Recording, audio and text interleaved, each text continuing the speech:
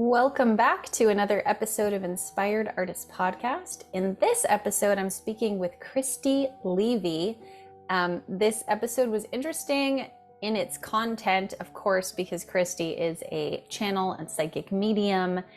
She can find lost objects. She's really cool to chat with. She has such cool perspective on life, and I just enjoy talking to her in general, but she lost connection during our chat, so we had to switch to telephone. So you'll see my face as I'm listening to her on the phone. You can still hear her, but you won't be able to see her face while she's talking. That's just in the last few minutes for her to finish a story, but most of it was, what we're used to here. So if you're listening to audio only, you'll just be able to hear that it sounds a little telephony, but nothing will have changed substantially for you. All right, so before we get into the podcast, please, if you're listening to this, leave us a review on Apple Podcasts. The really cool thing about this is that you don't have to really do anything for it. If you have an Apple ID, you're already logged in, you just click on the review thing. You have to scroll down past the episodes, and kind of in the middle of our podcast page is a way to write a review and to also review it. We really appreciate that because it helps other people find it. And if you're watching this on YouTube, please like the video, subscribe, leave a comment, let me know what you thought about this episode or others. And I look forward to hearing from you. All right, well, let's get into the episode. Here we go. I probably won't edit it though. Okay. Unless you're like, oh my God, don't put that down. And then No, of course no, Gary will be like, well, that was the best part. Right. Yeah, that was just part of the show. So anyway, like everybody does, I went through this whole worthy, and you just can't, it's just something you can't prove. You have to take their word for it, right? That you're unique. But I was doing some automatic writing, and as I was writing, it started to switch to the third person, which I love when it does. And I flipped the page. I have a notebook in my hand right now. Flip the page over and just wrote, "You are worthless." Huge on this page. And I'm thinking, wait a minute. That's my inner self writing to me. And it kind of freaked me out. Yeah. What? And I went through some conversations with a couple friends. I talked to Gary and started getting this idea that day that wasn't a limiting belief at all. So Gary had to hang up with me to do Joshua Live. So I got on Joshua Live and I asked the first question, and it was that I said, I get the feeling it's not a limiting belief, but can you walk me through it? And Joshua took me through this whole iteration on worthless and worth everything. And if you haven't heard that podcast, no, I haven't actually. Remember that? Then I know the title of it, and I know about what it was. It was like October of 21. Okay. Once I heard that from Joshua and I went through that thing, it let me off the hook so much. Like I started saying, okay, wait, I'm worthless, worth everything. I'm funny and boring, lazy and driven. Right? I'm everything. So then I stopped beating myself up for having a day I just wanted to be lazy or something. So, or being an overachiever and staying up till 3 a.m. working on a presentation that had to be perfect. Right? I just let myself off the hook for everything. And it was a month later that all the other stuff started happening. Exactly a month, Thanksgiving. So if you haven't heard that podcast, that's why I have my notebook out, is just in case we come up with stuff that I need to do. I'm going to send that to you. Listen to it. I think it might hit you now, even if you it and it just went right over you, you'll hear it. Wow. It changed everything for me. Yeah. For those of you who missed the beginning of our conversation, we were talking about the limiting belief, I am not valuable. That was just something that came up in a coaching session a couple weeks ago, I guess now. For me, just a really interesting one, because I'm seeing like the playing out of that belief in so many different ways. But one of the things that I came to that I thought was sort of paralleling what you were just saying was like, this idea of like how we even, it's almost like you realize that you're asking yourself like too limited of a question. Like you're not, like you're not even able, you're not going to be able to see this. It's like that thing of like being the vibration of the question rather than the answer, I guess. But Yeah. well, I noticed this when people talk to me about spirituality all the time, where I'm like, someone was telling me about her experiences yesterday, and I'm like, what you think you want from this is not what you're asking me.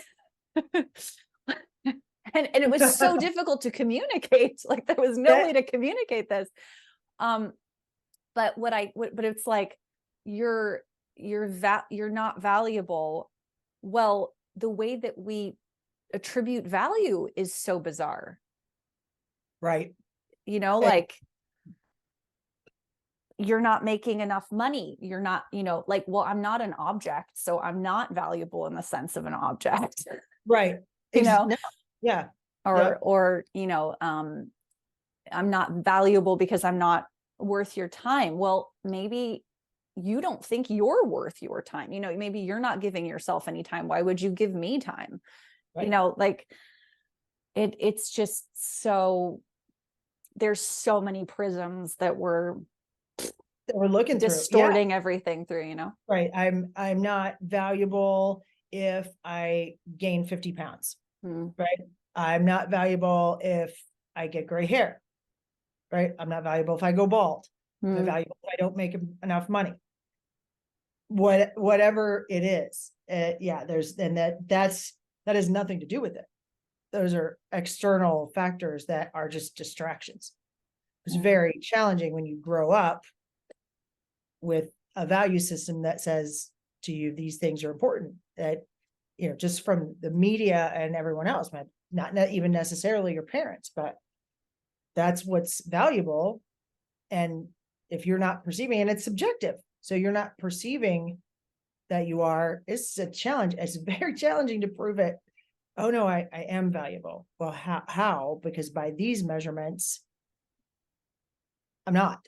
Right? Yeah. And then when you stake your claim on like, oh, well, I'm valuable because, I mean, for you, it's like, because I'm a fantastic medium, because I'm psychic, because I'm a good mother, well, then when you lose that, like, what if you are not psychic tomorrow? You're not valuable anymore. Right. That is such, to me, one of the paradoxes of our life, right? This God paradox, almost, if we think we're aspects of God. It's it is that outside image. And that's something that white light all the time. When someone sends me an email, and I get a lot of wonderful emails every day. Thank you so much. Or I heard this video, you were great. Just all these accolades from people, and, pats on the back. And white light will let me read it and give me about 30 seconds. And then they'll say, okay, stop drinking your own Kool-Aid. You're not that special, right? It just, no.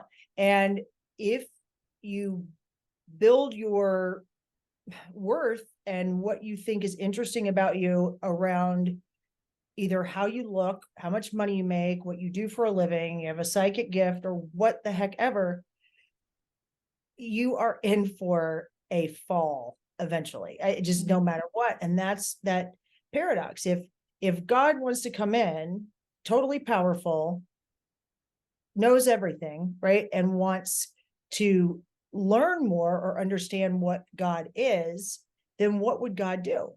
Probably come in as the opposite of that, right? The devil, or what, you know what I mean? So, and that's it. It's everything. So, and we have to be okay. I finally did with absolutely everything, and it's taken a ton of time. I kind of not forced myself, but to some extent, to about a year and a half, well, a little longer than that, 2 years ago, to just gain weight. I cut my hair off really short, and I just said, I'm not going to work out for a while. I started eating Oreos and gummy worms. Yeah.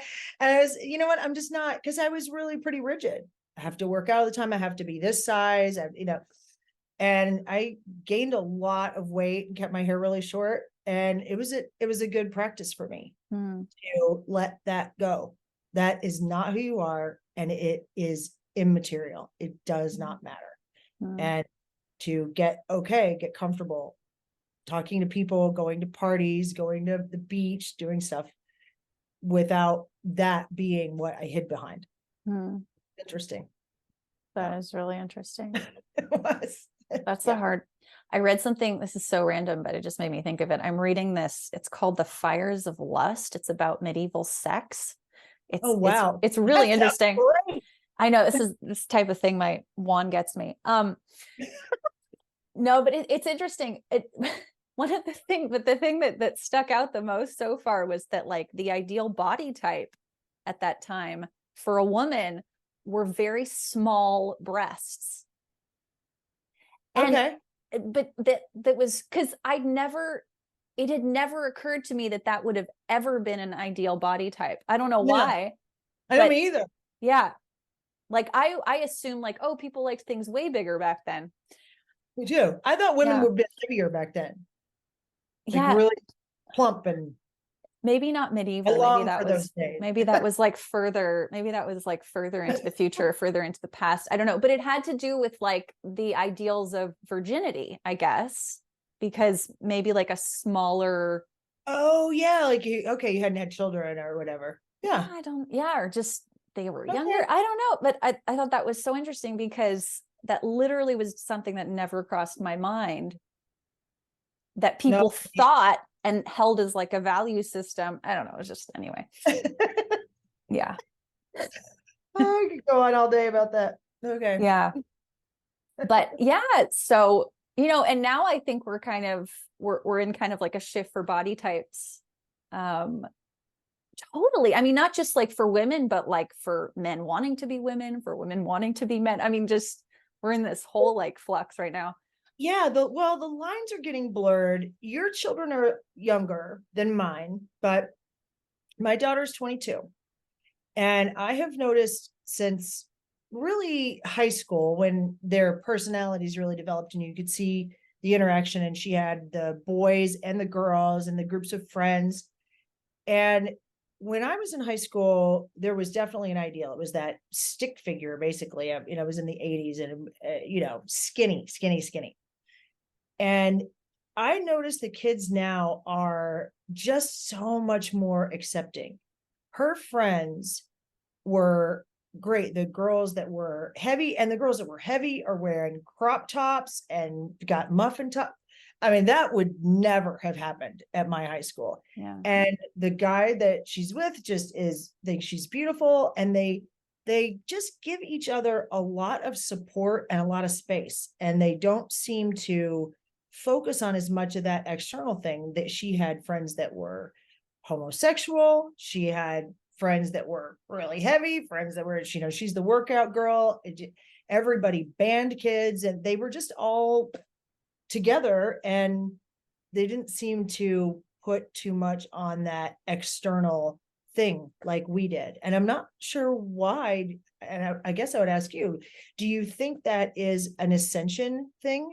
A thing where as a whole, humanity is just moving up vibrationally closer to more of a love-based way of operating than, say, a separation or a head-based? Would that be why? I feel like it has to be. For me, it seems kind of like a tipping of scales, right? Like when you've had one norm for such a long time and then you go to the other one. I mean, I think somewhere maybe in the middle is like, as opposed to like, because I would imagine for some people, it's like, well, let me see how far I can push my weight and still be loved, in either direction. Oh, yeah. Yeah. You're probably exactly right. Because I don't think that everybody necessarily feels comfortable with their bodies. But when we're pushing the scales like this and we're like allowing people to be all different sorts of ways, that is eventually what's going to happen, right? Right. We're just going to accept everybody. Right. Just accept everyone. And it doesn't say anything about you. Right. My father was a wonderful guy. He passed away about 10 years ago, 12 years ago. He was an attorney, football player, a jazz musician. He was about 5'10" and 350 pounds. He's extraordinarily overweight. And I can remember as a kid walking around with him and people like pointing at him, and I felt so bad for him, right? And he didn't eat well and he didn't exercise, right? You're not kidding me. But it didn't really say anything about him. And when you are very close with someone who has some sort of issue like that, that outwardly is just obvious to everyone, right? Any issue you might have is not easy to see. Me either. I look normal, average person, right? No, I don't wear it out there. But my dad, someone that has a weight issue or something else, they wear it. It's just right out there, right? The thing that he did. And it was, it was definitely, he was like me, he wanted to hide, but he ate his feelings a lot. He didn't express them, so if he was bummed out, he'd go eat a Twinkie. Interesting. Yeah. That makes me sort of think about, like, for me, it hasn't been weight so much, but like acne, wearing things out. I can't believe you're getting ready to say that, because I was sitting here and about 5 minutes ago wanted to say, you have the prettiest skin I've ever seen. So it's funny. Really? Yeah. Oh, you just really acting funny. Like, you're kidding me. You look like a supermodel and you have no makeup on. It's crazy. Yeah. Well, that's not my perception of myself. That's funny. Right? Yeah. Well, you said it at Joshua retreat and talked about your skin. Right. And that was probably the funniest interaction I've ever heard with Joshua.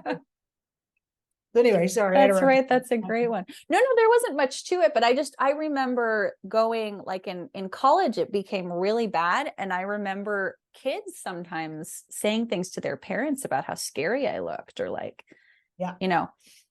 and, so I can relate to feeling like, my appearance is upsetting other, to people. Right. Yeah. Disturbing people. Yeah. That's it. It is. That's a really weird thing, but yeah, just learning that has nothing to do with your value, and being able to teach, in our case, our kids, or try to help them have a little bit of an understanding of that it's not about your grades or how smart you are, right? How good you are at sports. Right. Like how many girlfriends you have, whether you're gay or it's not about that. It isn't even about how you act. White Light said something to me the other day. I don't know that I can quote it exactly, but it was something like this. What you radiate into the world, or the love you radiate into the world, has nothing to do with what you do. It has everything to do with the love with which you do what you do. So the love that you put into it is what radiates love into the world. It has nothing to do with whether or not you're painting a picture alone, or in your case, making music alone in your studio, right? Whatever it is, or you're working at a soup kitchen, or you're Mother Teresa and you're, Gandhi changing the world. There's no difference in the amount of love that radiates from that out into the planet. What matters is how much love you are doing what you're doing, into that. And I sat with that for a while. I thought that was interesting. That would be something to want to say to a kid. I think it doesn't matter if you are helping people, building houses for Habitat for Humanity, or you are a gymnast training to go to the Olympics. One seems selfish, one seems selfless, but they are the same if there is an equal amount of love being put into it. That's kind of cool. So I think the thing in my mind, and maybe people listening to this have similar experience, maybe even you do, is like, okay, I feel that truth, I totally get that, but then my mind wants to go to, like, yes, but the love that I put into something doesn't give me back something that tangibly looks like it has value to anyone else. So how do you feel that sense of, like, yes, the love that I'm putting into this is what fulfills me? Right. And it's also something that's sort of hard to communicate to somebody else when you're like, what would you say to that?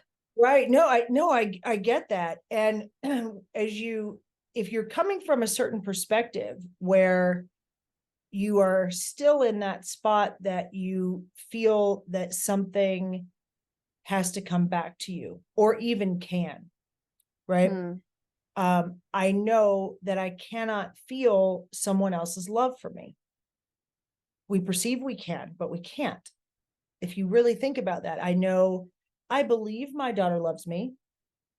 She says, I love you. She does lovely things for me, right? Gets coffee for me when she knows I'm tired in the morning and has it there for me when I wake up. But I can't feel it. The only thing I can feel is the love that I have for her. And I believe there's a path of understanding what abundance is, which is having what you need to do, what you need to do when you need to do it. And understanding that abundance isn't just money, but health and these other things in your life. Once you get that concept while you're working, trading your time for money, or you're running this business, whatever it is you're doing, to see value come back to you, or see people say, aren't you smart? Aren't you wonderful? I mean, I did a lot of that, right? I had to make a lot of money so that my family would think I was great, or that, my friends would say, wow, you're doing so well, or close big deals so that at the time my boss would say how great I was. Right. Once I got to this point of, I know that I don't need that. It doesn't mean I don't enjoy it, but I don't need it. And in fact, I really don't know. My boss could be saying that, but turn around and think, yeah, that girl's a bitch. Right. I mean, I don't know. And you never do. So I think after getting someone there, it's you must understand your abundance and understand that you can't get anything from outside of you, because it's just a projection of you. You start to shift your perspective, and it happens incrementally. I think I start to see that I change my perspective on a friend or my job, whatever it happens to be, and shifts start to happen. And I see evidence of my shift, of the actual work I've put in on limiting beliefs and on writing and meditating. And little by little, then I understand, if I'm doing something and I'm pouring love into it, and it's not returning accolades or money or something like that back to me, that really has nothing to do with it, because it doesn't have to come through that avenue. My financial abundance can come from anywhere. It doesn't have to come from what I'm doing. We tie that together. And so in my case, I turned down interior design projects and lost my other career because of COVID, and just to do this work little by little. And I wanted to do it, and I was getting busier. I was getting booked up doing readings, but it wasn't even close to what my income was before. Even if I did 8 readings a day, which I could not do. I was too exhausted. I can only do, 3 a week, maybe. But I was getting booked up, and I just kept saying no to things and trusting that, you know what, it's going to be fine. It's going to be fine. And I'm doing it full time now. I'm living on less than half of the income I had in my former life. But I understand what that is. There are some beliefs that I have around it. I'm still shaking some of that. I get a lot of feedback in the form of like new, friendships, getting closer with you, and that kind of stuff that I can't get any other way. This is it. So I would say to them, look at what you are getting out of it. You might be missing something. You could be missing something that's showing you how valuable what you're doing is. Pay attention to how you feel, and then keep your head on a swivel, because your abundance, those sorts of things, the love, the adoration, the money, can be coming from other avenues, because the universe can do that. It doesn't need to, because you give it out, flow it right back through that stream. So does that make sense? Yeah. That's what I would say. It's a long path to get to it, though. I think there's some basic understanding somebody has to have before you can really answer that question, I think. Yeah. Well, that's something I'm working on right now, I think that is, I've sort of narrowed it down to like this feeling, like I can actually feel the feeling of I am not valuable, like in my body where it Yeah. exists.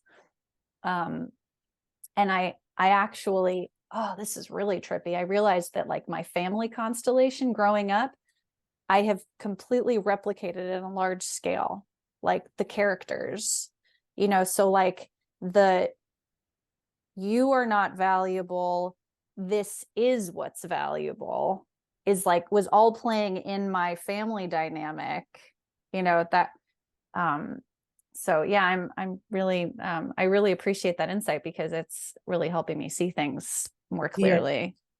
Oh, wow.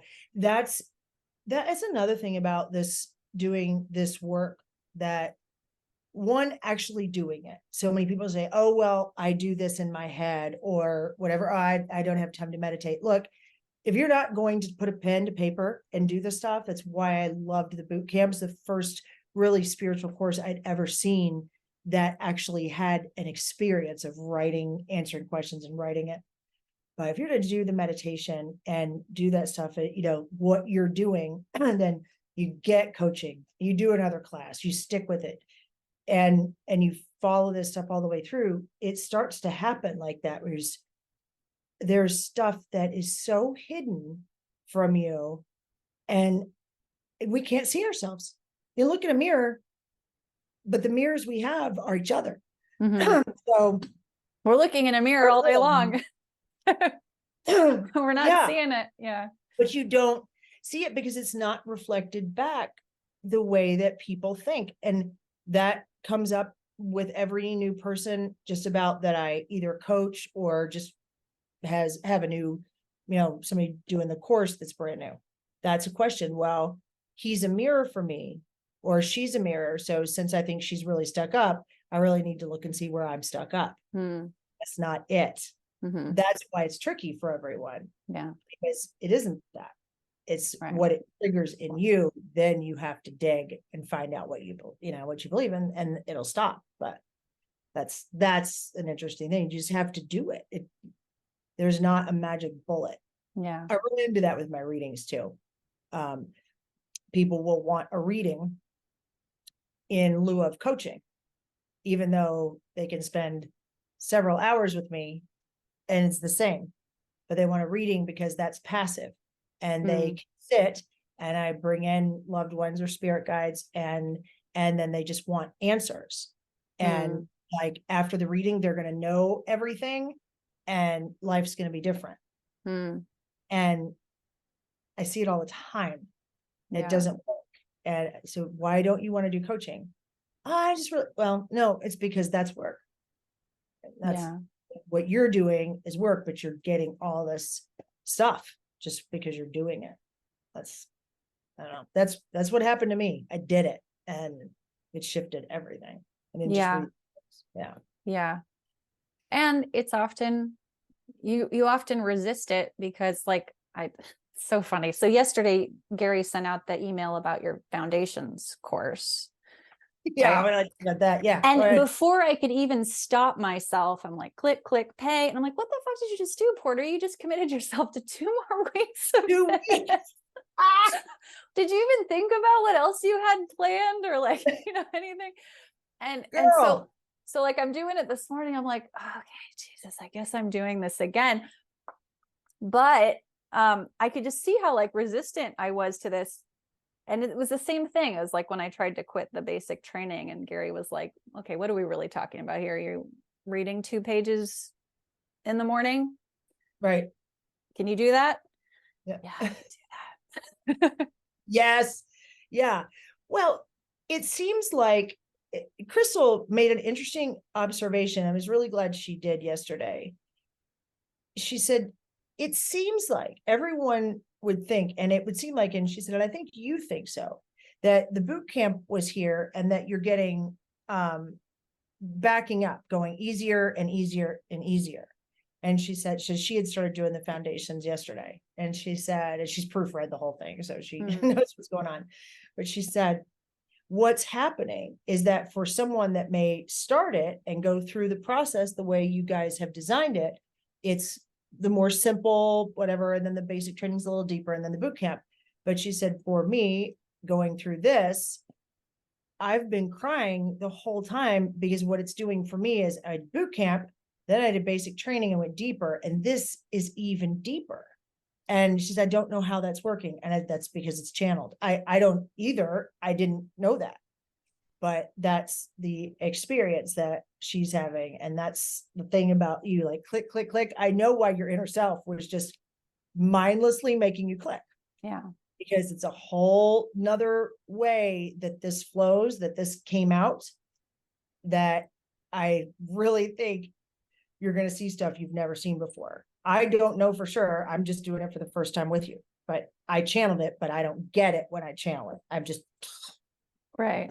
Well, Yeah. already in I think it was the second or third paragraph that I read, something came to me that was like, I can't remember what it reads exactly, but it's like, there are things that you've explored in other lifetimes that you don't need to anymore. And I was like, that made a lot of sense for me.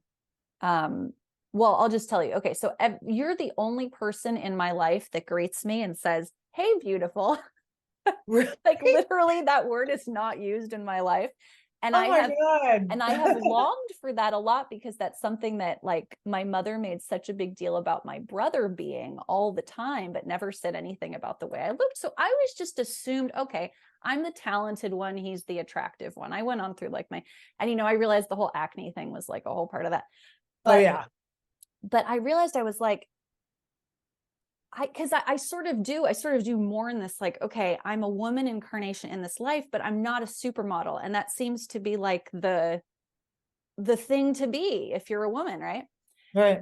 But it's such a stupid, it's such a stupid desire, I feel like, because I really wouldn't want that. Like I can look anyway. So when I read that, I was like, I'm having trouble like feeling, valued for like the more subtle things that I do. If I were like overtly, like nobody could take their eyes off of me, I would have, I can't even imagine limiting beliefs I would have about my value, like, thank God that's not my experience. I've probably done that. I probably Exactly. don't need that. You Anyway, don't that was need just that. my whole process with that sentence that I'd never really registered before. That was kind of a cool moment.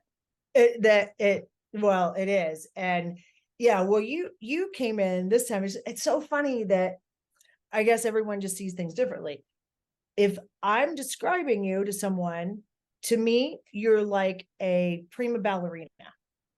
You're that girl, right? I can see you all beautiful in the little, outfit, Swan Lake with the flowers. That's what you look like. And I would bet $1,000,000 if I've described you to 5 of my girlfriends, and then I said, and here she is, they'd go, oh, exactly. this whole look, but it is a thing to be really sort of grateful for, and that's a perspective shift. When you read that and you said, oh, okay, that's good, I don't need that. And it is a good thing, because I know a couple of women who are my age now, and I'm a bit older than you, but they were stunning. Stop a clock, quiet a room when they walked in, stunning. Yeah. And that has ended to an extent, right? Their eyes think they're beautiful, but can now go to the counter at AutoZone, where the guys used to trip all over themselves fighting to take care of her. And then they'd go out and they'd put the wipers on her car forward, do all this stuff. She's waiting there for 15 minutes. Nobody's paying any attention. Right. Right. And so 2 friends of mine, and it's a very intense time, and it's an intense conversation, because they don't understand how to get anything done anymore. They don't know where they fit. They feel invisible, and they really have no worth in the world, because they're postmenopausal, their hair's graying, they've gained a little bit of weight, they have wrinkles, they can't, look like, go to the club in a mini skirt and halter top anymore. And they are lost to a large extent, and trying to reinvent themselves at, mid 50s. I would not want that. So there is that paradox again, right? You are beautiful. You are gorgeous enough, right? Because that's what I've always thought. Okay, my parents gave me decent enough looks that I could do something with, but not so good looking that I didn't have to do anything. And that's the so glad now. You were a model though, weren't you? Isn't that how Yeah. Drew first yeah. Yep, I did. Yeah, it was body stuff. It wasn't because I had this gorgeous face.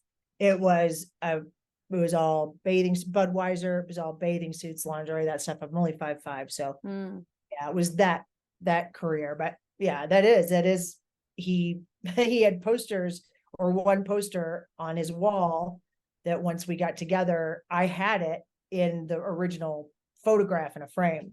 And he said, what are you doing with that photo? I said, that's me. He said, oh my God, I had that on my wall. And then there was a billboard blocks from his home where he grew up. That was me on the billboard for a couple of years for Ballet Fitness. And he said he used to drive by it. One day he looked at it, he said, I'm going to marry. That's like the girl I'm going to marry. It's going to be like that. Yeah. It was me. So yeah, that's crazy. That's so crazy. It's one of those weird synchronicities. We all have them. We pay attention. Pay attention. White Light says unimaginable life, and I've got all these unimaginable stories. Wait till you read the Foundations Day. Yeah. Where it's the unimaginable day. But Crystal, again, she's kind of the oracle here. She just says something and drops the mic. But she said, I was thinking about it in meditation. My life's always been unimaginable. And I'm just now recognizing it.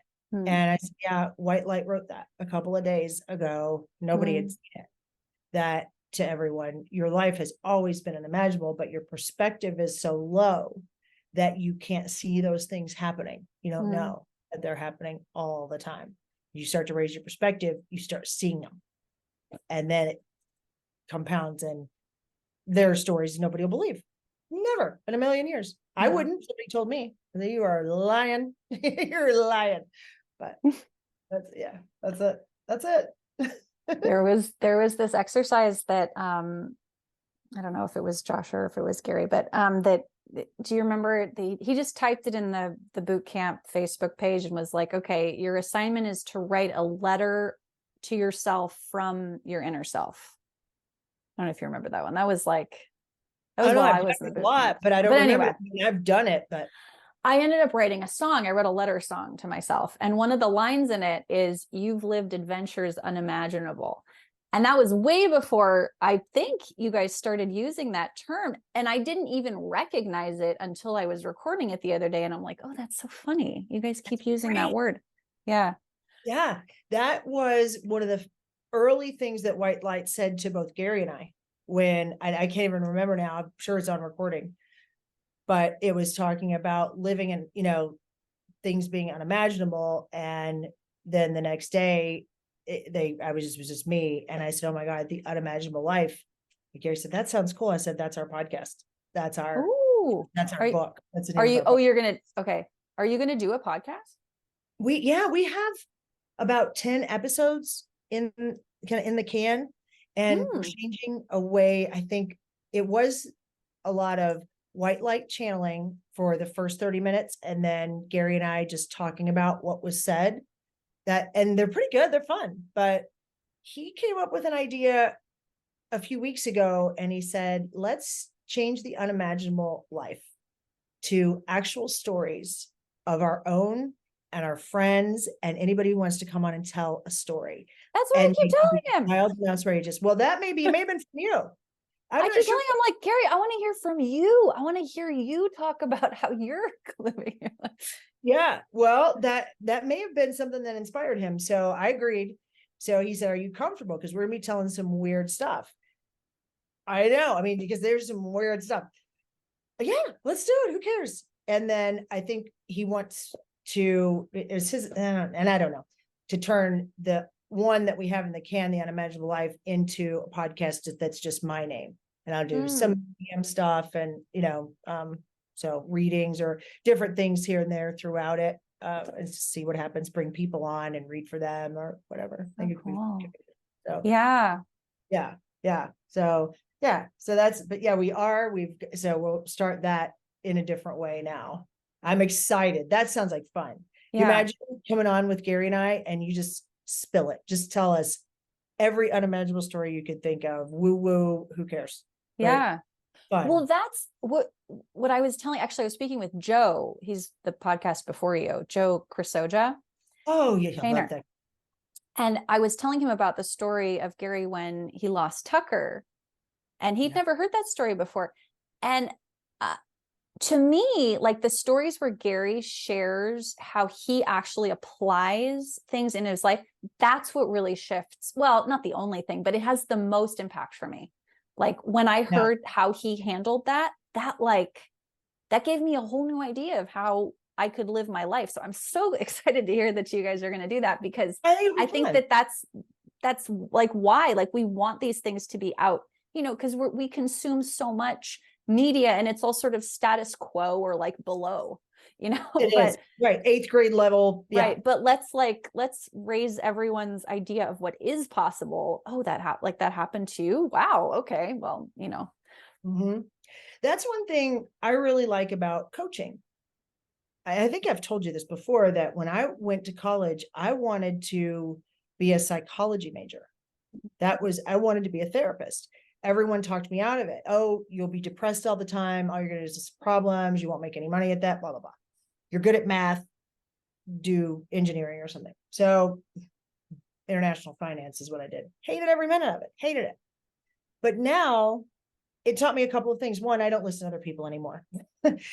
my peers I do, but not parents, and no, no more. So I don't do that. But it also, if I had done that, I couldn't do coaching right now the way that I do, because I coach several therapists, a couple of doctors that are actually, doctors, they're, psychiatry. And one of them said to me, this is so cool how you can tell me about your life. You can say, and I can give detail. There's no limits on what I can talk about. So you have heard specific stories because they related to what you were talking about. And between all the people I coach, every bit of my dirty laundry is out there. Everything I've ever really been through from yesterday till, from down to when I was a kid. It's helpful. It's the only way I can coach someone is to say, okay, look, here's what happened to me. This is what I did. This is what happened. Yeah. So, okay, well, good. I'm excited. I think it will be really fun. Yeah.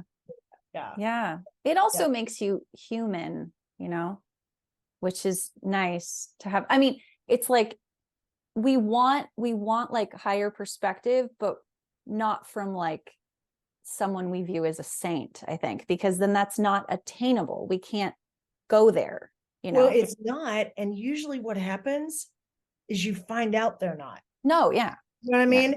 That was part of my fear of being well known. I say fear of being famous. I understand I'm never going to be, Jennifer Aniston.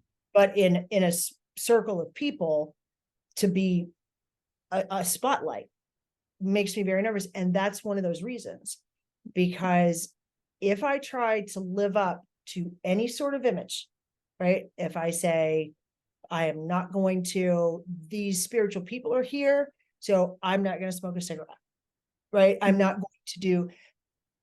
going to pretend that I'm this when I spent years in a open marriage or what,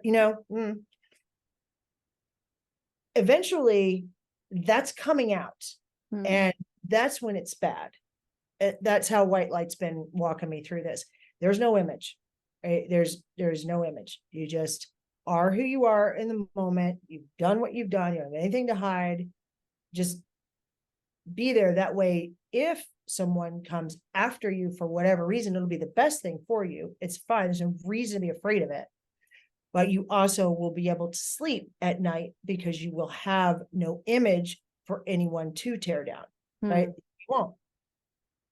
The people that know you and love you know everything about you. The people you teach know everything that you could organically share without sending them a copy of your diary, right?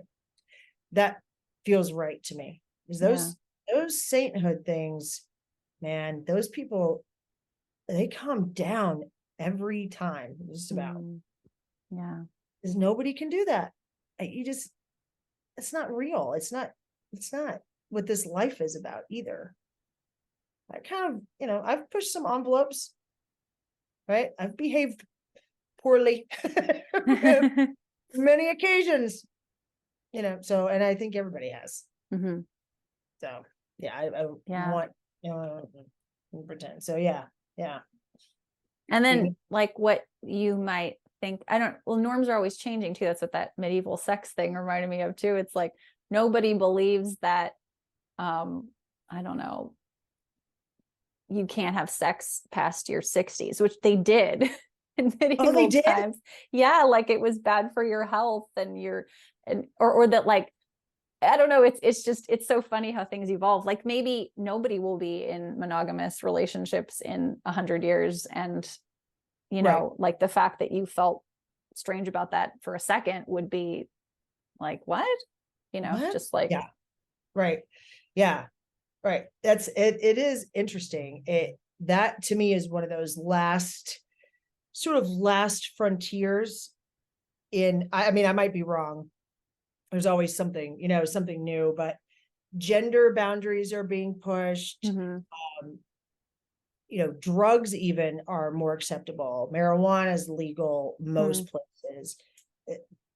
People talk about doing mushrooms and MDMA and heart opening. So it's more acceptable now. People don't freak out and think you're a druggie if you've done mushrooms or whatever.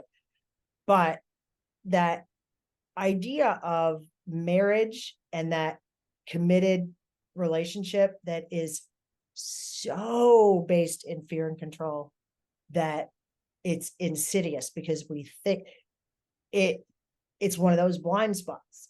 And it hit me even with the way I've been in my 25 years of marriage to Drew, very open relationship. And even then, not too long ago, I realized I don't think that someone loves me unless they're in fear, which meaning I don't think that someone loves me unless they are afraid I'm going to leave, or they're constantly doing things to, want me to stay. Like, let me put a ring on your finger. Let me make it sign here, because I'm going to make it really hard for you to get away from me if you want to. Right? I'm going to make it really hard. You're going to have to go through the legal system. You're going to have to give me half your money, right? All that stuff, just for you to get away from me. And I've realized how much that feels like love to me. And that I don't think I love someone else unless I'm wanting them to say words like forever, right? I'm wanting them to say, oh, no, right, I'm not going to leave. Wait a minute. That's I think, well, I don't know everything, but I think that's the opposite of love, maybe. That's control. Yeah. Being able to say, I love you, and I love every minute with you, and I think you're magnificent. And if you decide in an hour that you are taken off out the door, I absolutely bless you. I know there will be someone else and something else for me, and I would never want you to be somewhere a minute that you didn't want to be there. And feel that. I've been working on it a lot, even given the relationships, the way I've done them. So you mentioned that to someone. I mentioned it on a coaching call to a girl who was talking about texting an ex and it being inappropriate. And I just simply said, why? And the audible fear on that call with people that have a very high perspective and do this work, everybody was like, Christy, how could you say, if it's obvious she's married, right? How could you do that? I didn't say she should do it or shouldn't. I just asked why it felt inappropriate to her. Yeah. That's the question. I think that's that last frontier of moving from fear and control into complete love and acceptance that as a society we will likely get to. It doesn't mean people won't still commit in a way, but I think eventually for us to be there where it's this loving and accepting thing, that institution of signing a contract forever is going to have to not be there. Yeah. you just, that makes no sense. Well, I mean, it evolved from a practice of ownership. It wasn't a love agreement. So it's not, it's funny because we sort of like want to transform it into this like beautiful ceremony. Not that it can't be. I mean, you can make anything be beautiful, but like our origins are in, the family owned the lady, the girl, and now the husband owns the girl, and the girl can't own anything herself. That's why she needs a man. The man dies, she owns nothing. She needs another man to own her. It's like his brother has to marry her. Or, like what? It's crazy. Yeah. I looked up the definition one time of husband. Have you ever looked it up? No. Manager. And then the following words are particularly in a financial sense. Husband. Really? Like from the origin of the word? Mm-hmm. Yeah. So you've heard the term animal husbandry. Oh, right? Oh my God, husband, I've never put that's what that damn word comes from, girl. Husbandry. Oh my God. Right? Isn't that funny? Wow, that is crazy. And this is another thing. You are, I mean, certainly not my age, but approaching an age where the word boyfriend and girlfriend starts to sound like, I can't. Yeah, I won't let Juan call me his girlfriend. I'm like, what else partner. is there? A husband and wife sounds nice, but partner. Yeah, I know that's the only, but then partner's also kind of unclear. Like I didn't know forever if you and Gary were dating because you're also business partners. So I was like, wait, am I just misunderstanding this word? Right. I know. So that's if Juan walked up and you and I are at a party and I just met you and you said, this is my partner, Juan, I would say business partner, life partner. I would, that would be my question. And then you, or my lover, you could say. You would believe this stuff around here we've all gone through because everyone's like that. Chris is dating, he's single, Crystal's single, right? And we're talking about it and coming up with the words. We have had like milk coming out your nose laughter. Hilarious coming up with words because it starts like that. Okay, partner, lover, right? And then old lady, lady friend. I mean, we've come like, oh, and it gets worse. I go, no, you know what? You guys go back to boyfriend and girlfriend. All these nice words are working at all. But it makes these sound like they're 15. It's terrible. Yeah. He needs a new word. Yeah. What's the French word? Just use the French words. Oh, you know what's really funny is in French, there's no distinction between friend and girlfriend or boyfriend. Oh, really? Well, or you could say like my little friend, mon petit ami, ma petite amie, but it's still like diminutive and silly. Oh, okay. So it's still goofy. Copain, copine, which is like a childhood friend you would have. Like you wouldn't really. Right. It doesn't feel adult. It's interesting. Yeah. But I love that you won't let him call you your girlfriend. I get it. It's such a weird thing. Actually, I don't care if he calls me girlfriend. I just don't want to call him boyfriend. That one's worse. Weird. Yeah. Girlfriend seems to fit. It's okay. Right. Yeah. But to say that 45-year-old guy is your boyfriend is utterly absurd. It just sounds absurd to me. Yeah. It's my judgment. That's my judgment. Well, you wouldn't call, I mean, we went through that whole thing where we didn't want, your boss to call you girl, right? They have to call you a woman, but still there's no, but you can't say woman friend. I don't, Right. Yeah. Language, new words. We haven't talked about your mediumship at all, which I feel like we should just, mention touch on that before you leave. Yeah. What? We haven't been, I don't even know how long. Oh my Lord. Yeah, it's been. I can talk to you at the time flies. Our coaching calls are like that. You've said, do you have after this? And I looked down like, oh my gosh. Yeah. So what can I tell you? What would you like to know? Well, the thing that I'm kind of the most curious about is what is your sense of why it is so energetically taxing? If I knew, that is the $1 million question for me. I have gotten one answer from white light that was this. When I go to read for someone, and for them to be able to hear the message. One of my abilities, apparently, and we joke around about it around here, we call it purple power, is to, I don't ask me how I do it, I do not know, is that I can raise someone's perspective a bit, right? Now, I can't take them, but I can lift it up. And when I do a reading for typically the person I'm reading for to hear what's happening, I have to hold them up or they just won't hear it. Oh, okay.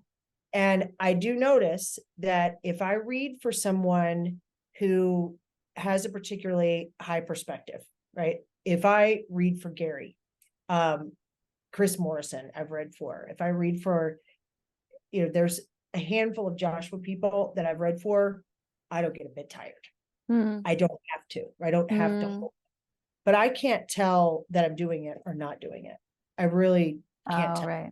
So I don't know. That's the only thing that I could tell you is that, but it is, the second thing would be more physical, which is if you've ever watched any of them, have you seen how emotional it is?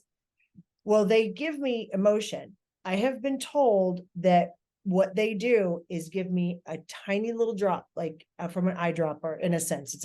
It's a vibrational thing, certainly, but that's a description. And this very little bit, and I get so overwhelmed with the emotion. I feel it. I mean, I can absolutely feel it. And even though the emotion is happy, it very rarely is there anything in it. I've felt some apology in it, I guess twice, but that's always explained. They don't feel that from there, but the person sitting there, they say they need it. They need apologize. But I can feel it so clearly that I can describe it. I can say it's mostly love, a lot of knowing. They're proud of you, grateful for, I can feel all these things in it. And that emotion, if you've ever been really upset and cried for even just an hour, you just want to, like, your eyes feel puffy, you just want to lay down. Yeah. It feels like that. So that could be another one. Those are the only two ideas I have. No clue. And it's always been like that every time. It seems like it's fun for you, like meeting all these people. The dead people? The dead people. Oh, are you kidding?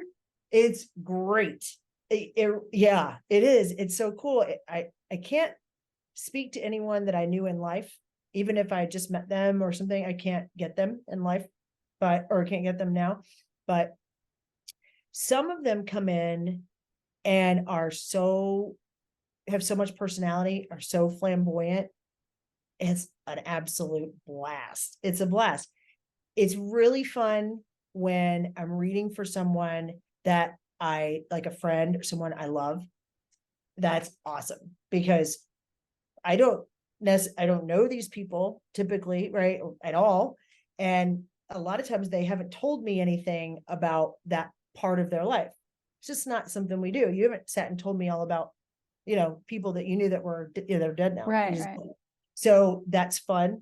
And to get the little nuances, secrets, or some things that they'll tell me, it's fun. It's really fun. And I've had some famous ones too, which has been cool. I had David Bowie. Gary was telling me about that. Did he? And Williams and Chris Farley. I've spoken to all three of them. And Tom Petty. And I can't tell you, but any more than this, I feel like I know them so much so that if you were to ask me if you said, "Oh, Christy, have you ever met Tom Petty?" I would tell you yes. It would have to be, but I mean, the caveat is he was already dead, right? They're so clear and poignant, and the questions Gary will ask, or whoever happens to be there, that I get answers to. I mean, at a specific address, their childhood address, and these people, I'll have to go looking it up. It's really funny. I feel like I know them. I honestly feel like Tom Petty is a friend of mine. Really not, but in my mind, he is. I love that. I guess great. He is in like a more authentic sense, right? It's like, it was, so it really feels like that. like I know them. And Are it would these, do you think these are people that come to you because what they have to say is particularly interesting to you? Or like, do you have a particular affinity for them as entertainers? Like, why do you think it's those people? No, not at all. No. Okay. I thought Chris Farley was funny. I would never say, somebody would have to mention him and I would go, oh yeah, that guy, he was funny. Yeah. That's it. Tom Petty, I was not a Tom Petty fan, but there are very few of his songs that I would say, oh, I don't like that song, change the station. But it's just very medium. David Bowie, no real interest there at all. But I used some of his songs when I worked in television. Robin Williams, I loved, for sure. I don't know exactly. It's triggered by certain things. Number one, always the person that I'm reading for, right? The person that's coming, is pulling it, right? They pull it from me. And that's one way. The David Bowie, we were with a group of people here at the house. Everybody was picking up their wine glasses and stuff to go out on the porch. You've been here. So, we're in the kitchen. And the TV was on and David Bowie was up there. And Gary just said, hey, David Bowie and I have the same birthday. And I said, oh, you're kidding. That's cool. We're all carrying stuff. I'll go outside. Didn't think a thing about it. None of us ever moved. We were just sitting out there, hanging out, talking, and there he was. So why? I'm not, I don't know. I have no idea. Yeah. And the Tom Petty and Chris Farley, Gary and I had been having a conversation that maybe an hour before about all the very talented people that died pretty young. I don't know why. You remember Amy Winehouse, and he said something, and I was like, Chris Farley. He said, yeah, Tommy Boy. He's the guy, Chris Farley. And then I said, and Tom Petty just died not too long ago. That was weird, right? And that was it. And then we on to another topic. And an hour or two later, we are sitting outside, and I'm like, there they are, right? So I don't know.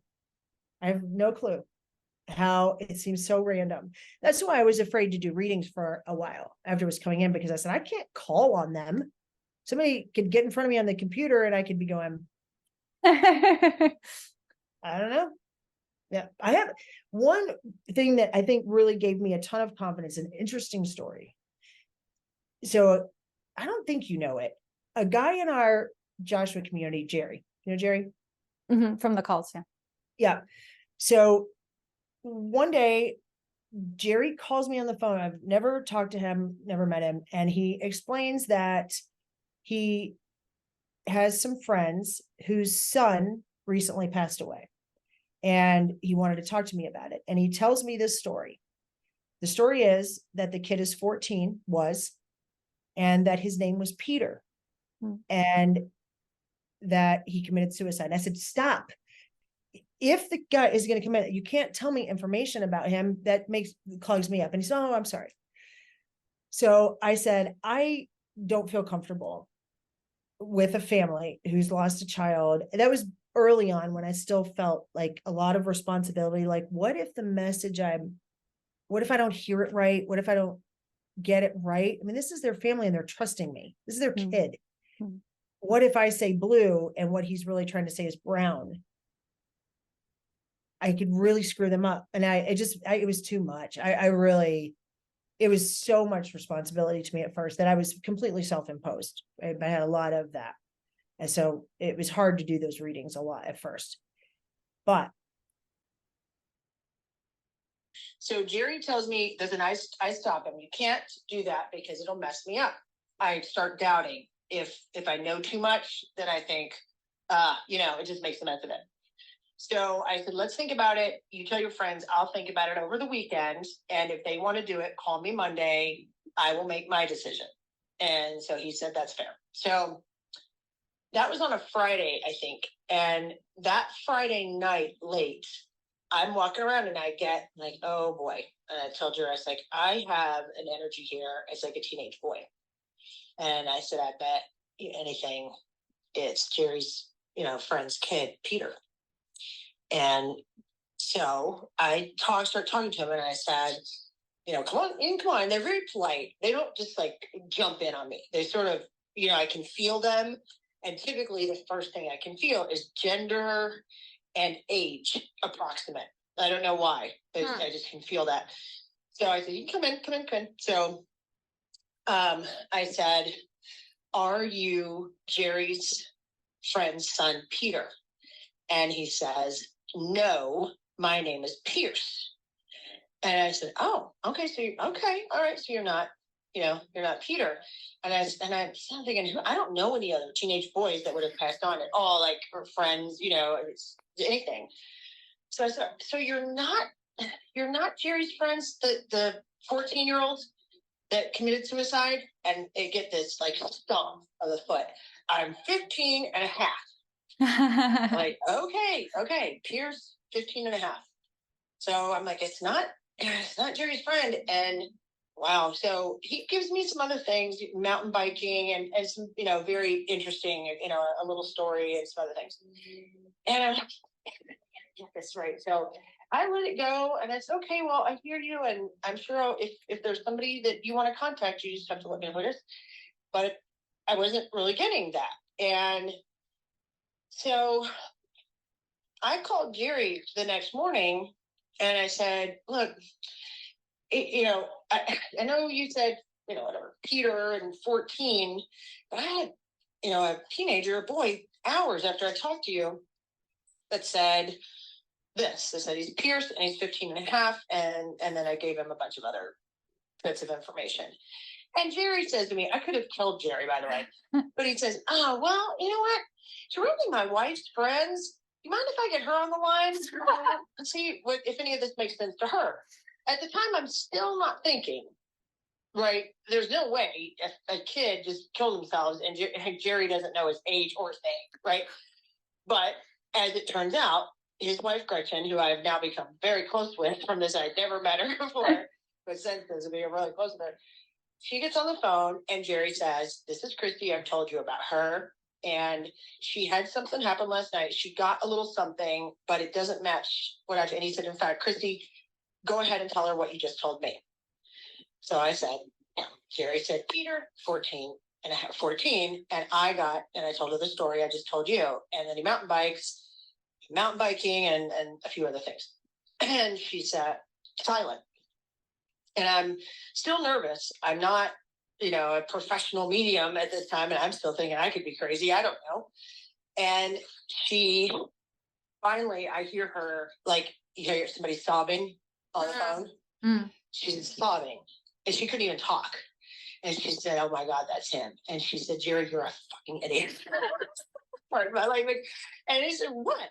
And she said, his name is Pearson and he was 15 and a half. Oh my God.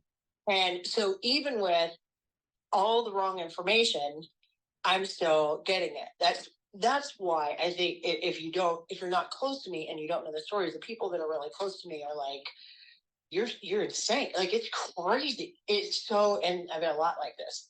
So I ended up getting on the phone with his whole family, his two or three brothers, I think, mother, father, and his twin sister. And went through, a whole hour and a half with him. I had, his personality. I had some things that had happened at his funeral that he was telling me and telling them. It was great. It was really funny. So that's one of many. So there you go. There's your cliffhanger ending. Thank you for sharing that again. Cause I was like, oh, we can't end it before we hear the end of that story. We got disconnected. It seems like it's almost more convincing though for the family. Like, you had the wrong information and you were able to actually find his actual name and his actual age without someone telling you. So they were totally in. Once Gretchen called the mother, who is one of Gretchen's dear friends, and said, look, Jerry called that medium. And he told the medium that it was a friend and the kid's name was Peter and he was 14. And she called us and said the only, that she had a child come in, but Pierce. Well, it was interesting because the mom said to me later that she had always told him when he, turned 18 or became a grown-up man, that she was going to start calling him Pierce instead of Pearson. Oh. And the name he gave me was Pierce. And that was really poignant for the mom. Oh. She was like, there's the reason he said Pierce. And, you know, so yeah. Oh yeah. I think it helped them a lot. Yeah, it did. So I talked to the mom a couple times after that, with some other questions she had, and it was pretty interesting. And I think it changed their life quite a bit. And they still miss him, you know, their son's still gone, but I do think it helped. And that's nice. That's not really usually what I get, is that kind of soothing stuff, right? Because most people don't lose a child. Yeah. Yeah, it's not really like that. So what was, if anything, what did you get as like a takeaway in terms of, you know, how we view suicide and like what this person's, I don't know, trajectory was? Or I would tell you that my attitude is like this. If somebody said, I want to commit suicide, I would say, sure. Yeah, that's what you want to do. Go ahead. I don't think anything about it. Mm-hmm. He had lived enough of a life. He said it was a full life. It was what he intended. Mm-hmm. He, you know, said his twin sister, that the reason she felt guilty was that she did know. And what she was saying was, you know, I should have known, right? We're really close. Mm. And he said, you didn't consciously know, but the reason you feel guilty is that you did know. It was a plan we had. Mm. And I fulfilled it, and so did you. And there's nothing to feel guilty. I'm right here. I haven't left. I'm showing you guys I haven't left. So I don't think I have a completely different view on death now. Yeah. Anyone that I've talked to, I talked to one girl who I still don't know why, other than she said I was the closest contact she could that might run into her sons, but she had been murdered, and she showed me where her body was. Like, you know, walked me there or whatever. Drew and I got on Google Earth, and we are pretty sure we found it, but I couldn't deal with it. It was too much for me. I was like, I can't. But I asked her, do you want me to go, you know, to the police? And she said, no, it doesn't matter at all. But in case, you know, you find that they want to know, or you run into one of my children, just tell them that this is it.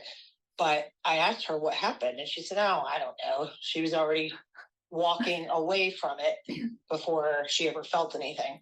Yeah. So, I just think it's every death is a suicide to some extent.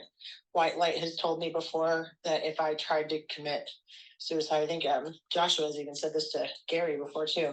You could go try and commit suicide right now. If it's not your day, you will not be able to do it. So you can't go before you're supposed to, and you are not going to be here 1 second after, you know, the time that's it. And there's a moment. Yeah. And that's the one. And you have options through your life to say, you know, I think I'm ready now, and you can go, and that will be arranged. But it's really, you know, it's really picked. And then it's as people go, like some of their resistance, or say they really want time for their family to get used to the idea. So they'll get a long illness, rather than just getting hit by a bus. Yeah. Or, you know, they think it's better for, you know, they don't want to put burden on their family. They don't want to do whatever. So they'll, you know, have a car wreck. Whatever. It's just really, you know, I sound like I think it's conscious. I don't. But I don't even, when someone dies at 10, the thing that kind of I feel is the parents, right? That I understand how that would be so hard, but as far as, their life was cut short, I don't feel that at all, because I've talked to them. I've talked to 2 15-year-olds, right, and they don't feel any different leaving at 15 than the people that live at 90, and they will say that to me. I didn't know at 15 that was a full life to me. Right. That's fine. That's what I wanted. I was done. Okay. Yeah. Wow. Interesting. Oh my gosh. Okay. Well, I could talk for a lot longer, but I imagine that that you need to go. And also, I have no idea if this worked, so I'll let you know. Okay, let me know, because if you didn't, we'll do it again. I love talking to you. So fun. Thanks for Thank you. I love it. All right. I saw you were on. I think I had you on the schedule, and then I think you. Oh yeah. No, I canceled it for now. I'll reschedule. I was just all right. With the new 2-week thing that we have, I was just like, I think there's just a lot going on. Use your check. Yeah. Do that. When we're like private again, I really do want to hear how that whole thing, shook out. So that was a crazy story. Yeah, I'm definitely still integrating, and well, I don't know, integrating or processing, I'm not sure, but yeah. Anyway. All right. Thank you so much. Oh, thank you. It's just fun. I love you. So fun. Love you too. After QLT is over. Okay. Have a great time. Bye. Farewell. All right. Okay, Bye. wait, before you go, please leave us a review on Apple Podcasts. And if you listen to it on YouTube, you can just leave a comment there. Make sure to subscribe. This really, really helps the algorithm know that you are enjoying it and allows other people to find us. So we thank you, and we'll see you in the next episode.